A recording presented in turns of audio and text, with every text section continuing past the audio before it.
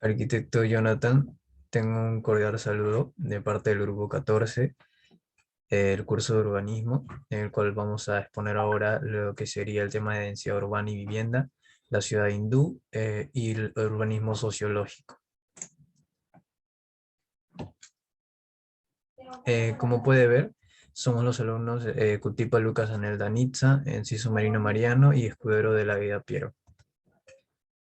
Acá está el índice, en donde vamos a ver cada característica, cada punto de cada tema. Y bueno, comenzaríamos con lo que sería densidad urbana y vivienda. Bueno, continuando con el tema de densidad urbana, primero hablaremos acerca de los conceptos previos, en el cual tenemos en cuenta que la densidad urbana es la planificación urbana y diseño urbano para referirse al número de personas que habitan un área urbanizada determinada. Las características de la densidad urbana está clasificada en distintos sectores, en el cual como primero tenemos los distritos central de negocios, como podemos apreciar en la parte, en imagen superior, y luego tenemos el comercio e industria ligera, la vivienda de clase trabajadora, vivienda de clase media y zona residencial de lujo. Bueno, aquí en la imagen, en la PPT tenemos una imagen en la cual presentamos diferentes configuraciones de densidad en un lote. Y bueno, ¿cuáles son las formas de medir la densidad de las áreas urbanas? Las cuales tenemos la relación de área de piso, la densidad residencial, la densidad de población, la densidad de empleo, la densidad bruta, la densidad neta y la densidad ponderada. Luego tenemos el concepto previo de la vivienda. Como sabemos, es un lugar donde se llevan a cabo la gran mayoría de las actividades básicas en nuestra vida diaria. ¿Cuáles son los tipos de la vivienda? Como mayormente conocemos, tenemos primero la vivienda unifamiliar y la vivienda plurifamiliar. En la vivienda unifamiliar está compuesta por una sola familia en la cual vive en una sola casa. En la vivienda plurifamiliar se entiende por varias viviendas que comparten el terreno en el cual están usados por distintas familias. Bueno, seguido tenemos en la siguiente PPT, podemos apreciar, en la siguiente PPT apreciamos las estadísticas de la densidad urbana mundial. La siguiente PPT, Mariano, tenemos las estadísticas en el cual nos habla de la ciudad que está destinada a crecer indefinidamente y entonces el problema sería limitar su crecimiento cuando en realidad no se plantea. Bueno, una conclusión que tenemos respecto a ello es que hoy en día alrededor del 55% de la población mundial, 4.200 millones de habitantes, viven en ciudades. En la siguiente PPT tenemos las estadísticas de la vivienda, en el cual en un censo en el año 2017 se registró 7.698.900 viviendas particulares en todo el territorio nacional. Así se evidencia que en el país continúa predominando las viviendas particulares con un solo hogar, o sea, las viviendas unifamiliares. En este caso, aquí tenemos otra conclusión, que más de 4 millones de peruanos viven aún sin vivienda ni servicios básicos, como apreciamos en la PPT, en la imagen. Y también tenemos un dato en el cual nos habla de que cada 100 viviendas particulares, 76 son casas independientes. Siguiente PPT, por favor. Bueno, a continuación hablaremos acerca del análisis y el cálculo respecto a la densidad urbana, en el cual tenemos que la carga viva son aquellas en el cual es el peso de las personas, de los muebles y todo aquello que se apoya sobre la losa de la vivienda. Tenemos la norma técnica número 20, que esa norma nos permite poder hallar la densidad urbana de esa vivienda. Es una fórmula muy exacta. Luego en la siguiente PPT tenemos el análisis y cálculo de la densidad urbana. En la siguiente PPT apreciamos que se divide el número total de población de una unidad gráfica o administrativa entre la cantidad total de superficie, usualmente expresada en kilómetros cuadrados. Tenemos una fórmula en la cual para poder hallar la densidad sería la población entre la superficie. Bueno, Seguido tenemos la densidad urbana. Aquí apreciamos en la imagen cómo se puede calcular específicamente el valor de la densidad urbana en una ciudad.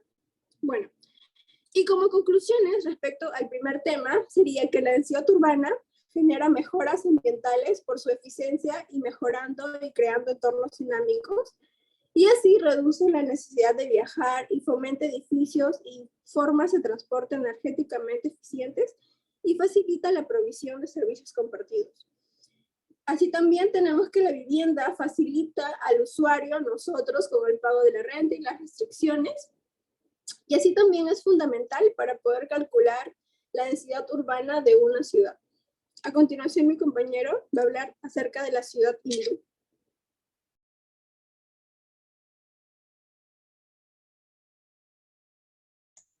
Bueno,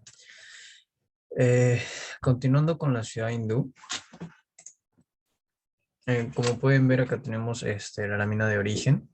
Se puede decir que la ciudad hindú fue una de las primeras civilizaciones del mundo. Fue una civilización la más extensa e importante que hubo en el continente asiático. Esta se ha originado en los años 3300 a.C.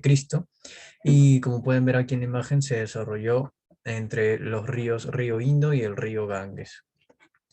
Eh, el primer emperador de la ciudad hindú fue Ashoka Vardhana y el segundo fue Alejandro Magno, como podemos ver en las respectivas fotos. Luego ocurrió lo que sería la llegada del continente europeo a la India y también llegó Britania.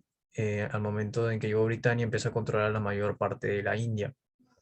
Eh, Después de la llegada de Britania se creó lo que sería el Raj británico y para 1939 hasta 1945 se dio lo que sería la rebelión contra el Raj británico y luego de esa rebelión vino lo que sería, causa de ello, el territorio de la India fue dividido en dos y como pueden ver acá en la imagen fue dividido en Pakistán y en la India. Algunas características de la ciudad hindú. Lo que podemos rescatar es del Valle del Indo, ¿okay? Se desarrolló en el noroeste del continente indio. También en la extensión de este Valle del Indo, la cual era una tierra fértil, y esto era producto de la cercanía del río Indo. En esta se desarrollan dos ciudades importantes, Harappa y Mohenjo-Daro. En este caso hemos utilizado eh, como ejemplo la ciudad de Mohenjo-Daro para poder explicarles cómo eran las características de la arquitectura en estas ciudades. Bueno, como pueden ver, los edificios siguen un patrón uniforme. Tienen una planificación urbanística que está muy por encima de otra antigua civilización. También cuenta con amplias avenidas y unas calles perfectamente rectas y perfectamente pavimentadas. Tienen unas edificaciones dotadas de toda una red de drenajes, también cuentan con canales, tuberías e incluso alcantarillado. Bueno, los materiales que se utilizaban era el ladrillo de adobe, como puede ver acá, y en esta imagen se puede visualizar cómo acumulaban los ladrillos de adobe y así hacían sus edificios. Contaban con grandes edificios. Hemos corroborado que estos edificios eran residenciales, bueno, y contaban con sistemas de drenaje, suministros de agua, también contaban con graneros, calles en cuadrícula y con ciudadelas. ¿Cuáles son los componentes de lo que sería la ciudad hindú? Bueno, lo que sería la ciudad hindú es construir, bueno, hay un libro que se llama El trazado de la ciudad, de la ciudad y del templo. Y en el capítulo de la visión de un plano cósmico, se puede rescatar esta lectura de la cual viene este Vastu Purusha, que es llamado Vastu Purusha Mandala. Hace mucho tiempo es algo que no existía, no tenía forma, y el dios Brahma, que es el dios creador de los indios, hizo que los dioses lo ocuparan y, y, y bueno, de esta manera ellos edificaban todas sus ciudades referente a este Vastu Purusha Mandala. Como puede ver, las edificaciones indias basan su diseño en el Vastu Purusha Mandala. Acá puede ver un ejemplo de lo que sería el Taj Mahal. Y bueno, de acá se saca una frase que sería: construir es la acción de organizar la existencia desordenada de acuerdo con las leyes fundamentales que la rigen. Las conclusiones que se ha podido sacar es que la ciudad hindú es una de las ciudades más extensas e importantes del continente asiático. El desarrollo de sus ciudades cuenta con una planificación urbanística muy por encima de otra civilización antigua, y las edificaciones indias basan su diseño en Vastu Purusha Mandala. A continuación, mi compañero va a exponer sobre el urbanismo sociológico. Bueno, continuando con la exposición, la parte de sociología urbana y sabes qué se hacen proyectos y obras. ¿Puedes pasar a la siguiente, por favor, Mariano?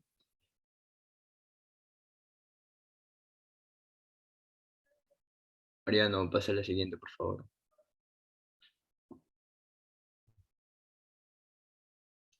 Mariano, ¿puedes pasar a la siguiente, por favor? Siguiente PPT. Ya está, no lo puedes ver. Ya, ahora sí. Bueno, la sociología urbana, en parte, es el estudio de los modos de vida y la organización de las personas que viven en ciudades, ¿no?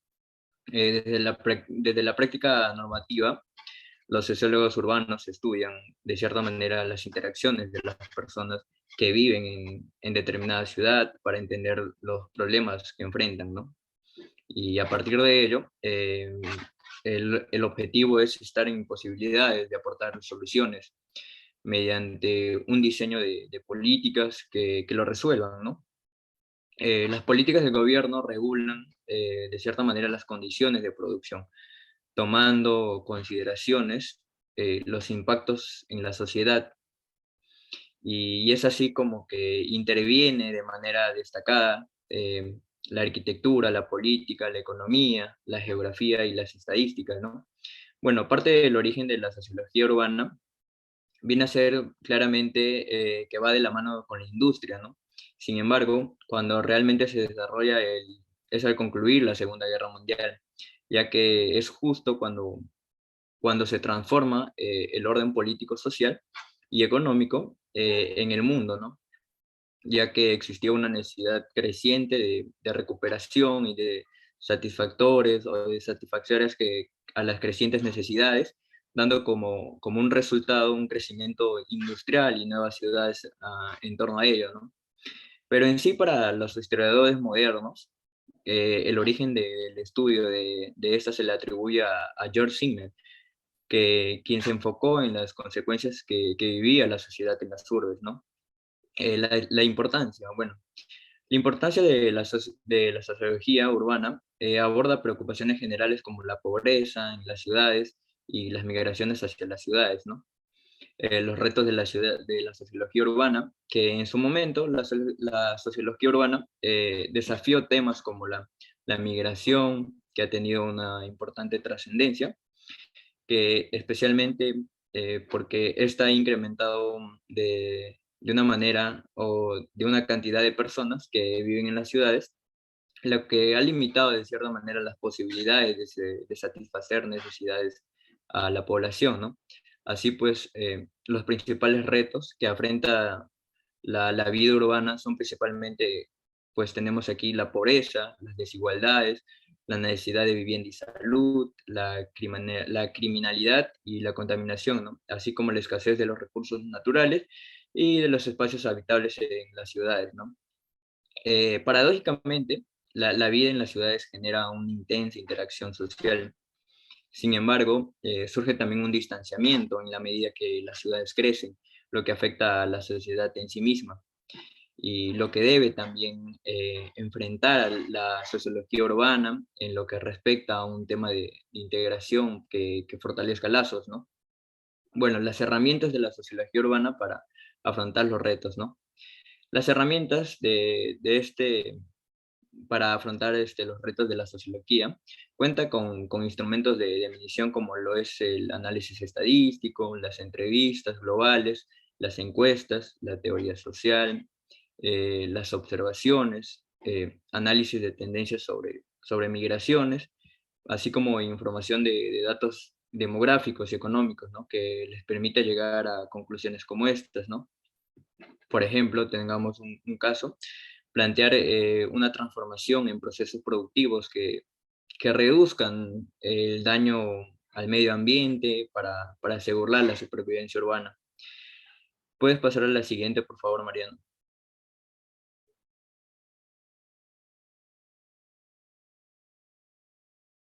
Bueno, en este caso tenemos Saskia Sassen, que es es una socióloga, economista, que nació en Holanda en 1949, pero basó varios años de su crianza en Argentina, ¿no? Donde su familia se trasladó en 1950 a la Universidad de Buenos Aires, donde estudió filosofía y ciencias políticas.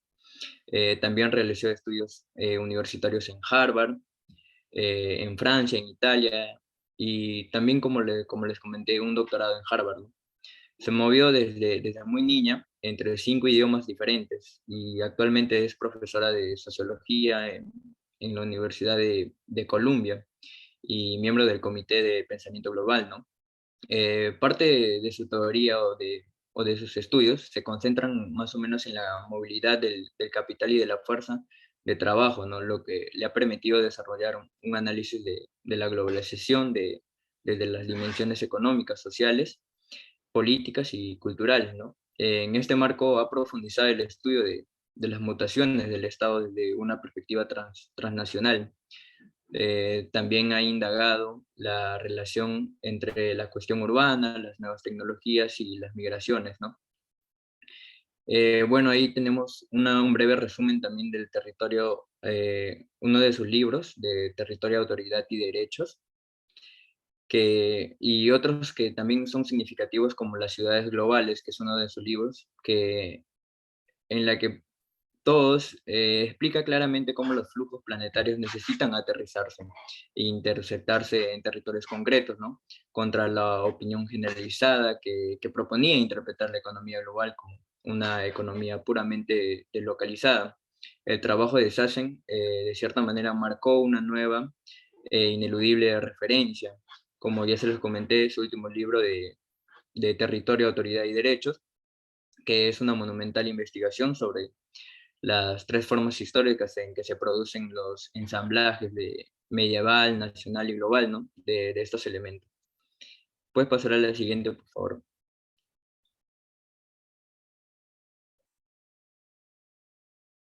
Bueno, y en conclusiones, la investigación urbana es intrínseca e interdisciplinaria. Es importante tomar en cuenta que la pluralidad de las lógicas en la dinámica urbana, la ciudad en su dimensión espacial no es otra cosa que la proyección de la sociedad sobre el territorio, ¿no? Y una matriz que la estructura. Por eso es tan importante tomar en consideración estas dos facetas en el estudio de la ciudad y de lo urbano, ¿no? La siguiente, por favor.